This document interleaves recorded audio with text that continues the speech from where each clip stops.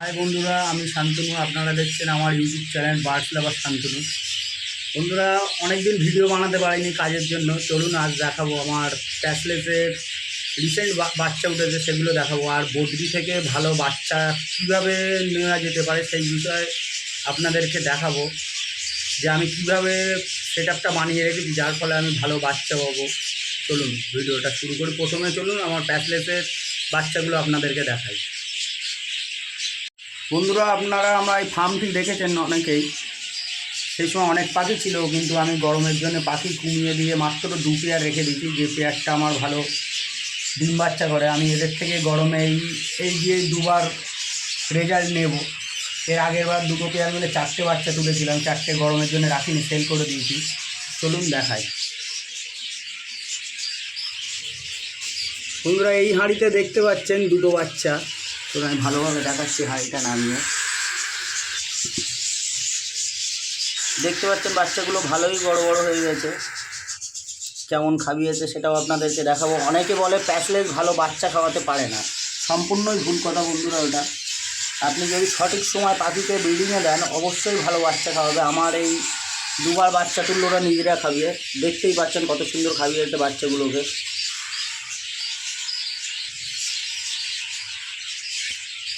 এই বাচ্চাটাকেও দেখুন, খুব সুন্দর খাইয়েছে বাচ্চা।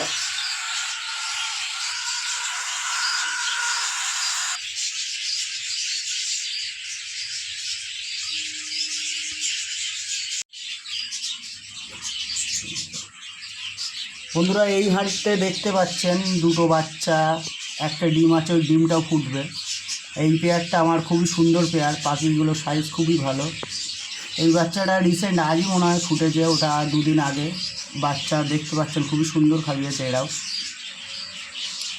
প্যাসলেসকে ঠিক টাইমে ব্রিডিংয়ে দিলে মিনিমাম আপনি যদি 1.5 বছর পর ব্রিডিংয়ে বসান, অবশ্যই ভালো খাওয়াবে বাচ্চা মারবে না। আর অনেকে আছে 1 বছর হতে পারে না পাখিকে ব্রিডিংয়ে বসিয়ে দেয়, সেক্ষেত্রে কিন্তু প্রবলেম ফেস করতে হবে। বাচ্চা হবে, বাচ্চা খাওয়াবে না, ডিমে ব্লাড আসে না। আমার 2 পেয়ার প্যাসলেরা নিজেরাই বাচ্চা খাইয়ে বড় করে, এর আগের বারও করেছে, এবারও আশা করছি করবে। এই যে এর ফিমেলটাই, সাইজটা দেখতে পাচ্ছেন খুবই সুন্দর। আর ফার্স্ট যে হাঁড়িটা দেখালাম বড় বড় বাচ্চা, ওর মেলটাই, ওই হাঁড়ির মধ্যে ফিমেল আছে। চলুন এবার বদ্রির ঘরে যাব।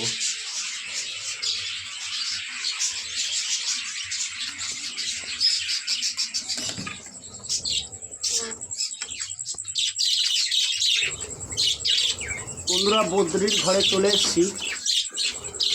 আপনারা দেখতে পাচ্ছেন এখানে সব হাঁড়ি লাগানো ছিল, আমি সব খুলে দিয়েছি রেস্টের জন্য। আর এখানে কিছু না হলে 100 পিস মতো পাখি আছে। 100 পিস হবে না, 50 পিস মতো আছে মিনিমাম। আর একটা ঘর আছে, আমি আলাদা আলাদা করে রেখেছি। এখানে যে যত পাখি দেখছেন এর মধ্যে ম্যাক্সিমামই সব মেলগুলো আমি আলাদা করে রেখেছি এই ঘরে। আর কিছু বাচ্চা আছে যেগুলো আমি রেখে দিয়েছি ব্রিডিংয়ে বসাবার জন্য।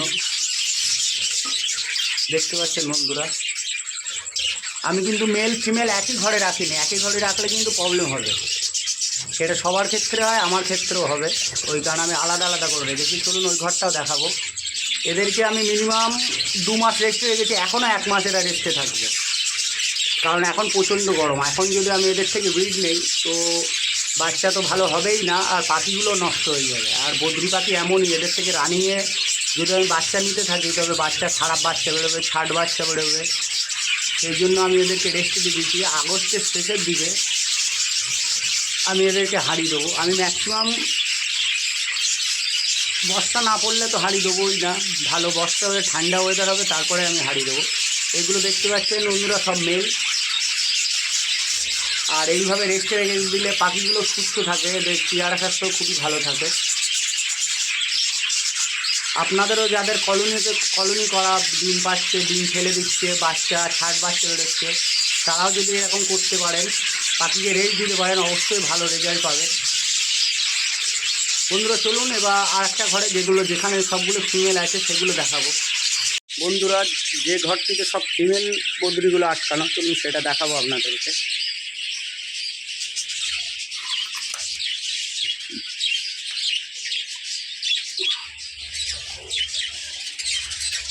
বন্ধুরা দেখতে পাচ্ছেন আপনারা এগুলো সবই কিন্তু ফিমেল। এর থেকে কিছু কিছু আমি পুরনো ফিমেল সেল করে দিয়ে আমার বাড়ির বাচ্চা রেখে দিয়েছি ভালো রেজাল্ট পাওয়ার জন্য। আপনারা দেখতে পাচ্ছেন কালারগুলো খুব সুন্দর।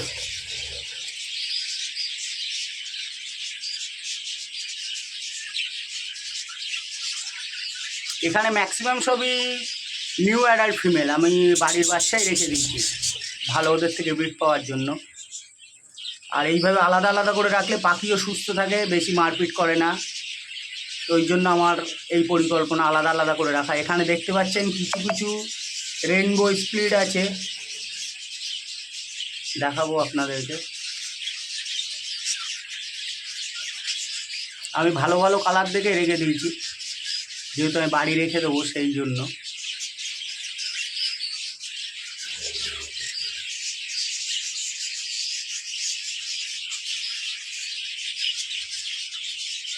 আর এই দেখতে পাচ্ছেন চারটে পাইনঅ্যাপেল, এরাও অ্যাডাল্ট হয়ে গেছে, কিন্তু এদেরকে এখন হারিয়ে দেবো না, কিছুদিন পরে দেবো। দুটো বেঙ্গলি ফিন্সও দেখতে পাচ্ছেন এদের সঙ্গে ছাড়া আছে।